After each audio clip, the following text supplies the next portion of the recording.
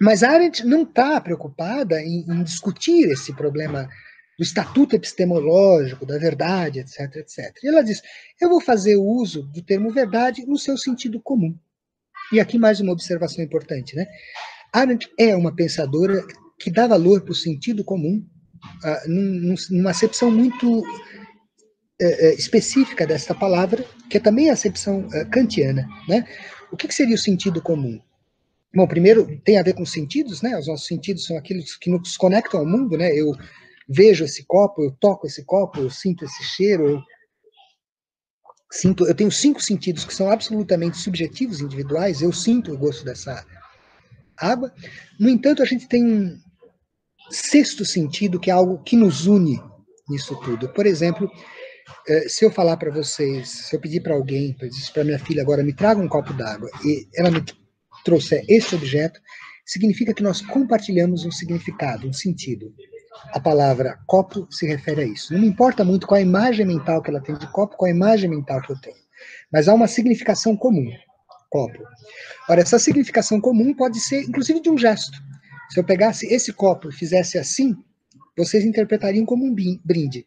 Claro, uma outra civilização não seria capaz de entender este ato, de levantar o copo e fazer esse gesto, porque ela não compartilha de um sentido comum, certo?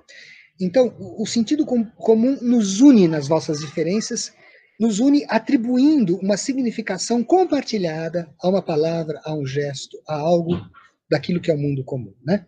Portanto, o que interessa a Arendt, quando ela diz é o sentido comum da palavra verdade, é, portanto, a dimensão política das verdades factuais, né? De novo, um conceito complexo, né? O que ela quer dizer com as verdades factuais?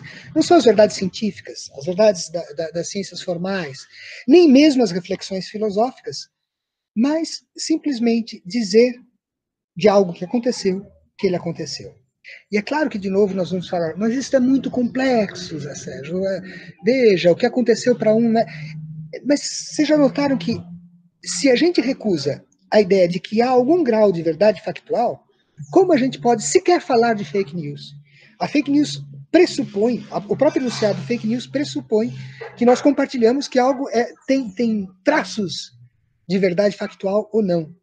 Eu poderia perguntar o que significa, retomando meu exemplo, um presidente da República que posta um vídeo que afirma haver desabastecimento numa cidade no qual não há.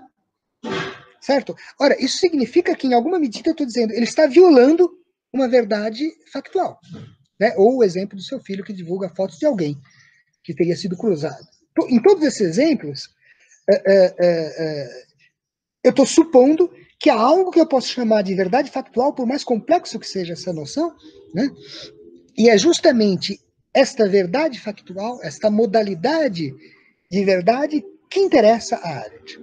O que lhe interessa, na verdade, é essa produção sistemática da mentira como forma de destruição na confiança que nós podemos depositar no mundo comum e, sobretudo, na confiança que nós podemos depositar uns aos outros de que nós estamos comprometidos com a enunciação de uma verdade e a enunciação verdadeira daquilo que nos parece. Né?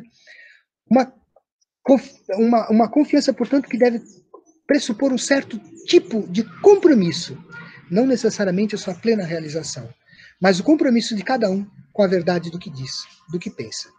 E eu insisto, como única forma de fazer face ao cinismo que ameaça transformar o mundo comum em um deserto e nos obrigar definitivamente ao confinamento do espaço privado que nós hoje, por exemplo, estamos obrigados a fazer.